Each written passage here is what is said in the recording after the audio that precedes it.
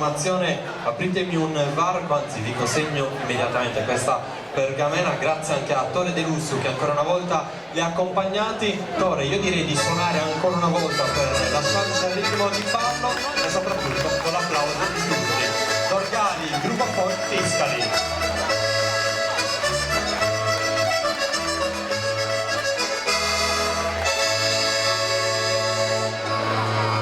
Se l'organetto arriva in Sardegna alla fine dell'Ottocento e tra i primi del Novecento, grazie ai suonatori di questo strumento che attraverso la loro bravura riescono a riportare nel repertorio delle nostre tradizioni immediatamente questo strumento, però ovviamente regna su tutti quello strumento che viene animato invece da un unico fiato, ovvero le launeddas. Adesso avremo modo di vedere una formazione che si ritrova nel cerchio di un ballo e che soprattutto detta i ritmi del passo nodas dopo nodas attraverso appunto il suono delle launeddas. Ci trasferiamo nel Campidano, in un paese che si trova tra Quartu Sant'Elena e Selagius. Sto parlando di Quartucciu, un centro che attraverso questa formazione che dal 1960 ovviamente porta avanti quelle che sono le tradizioni di un altro paese della nostra isola. Da Quartucciu il gruppo folk Campidano.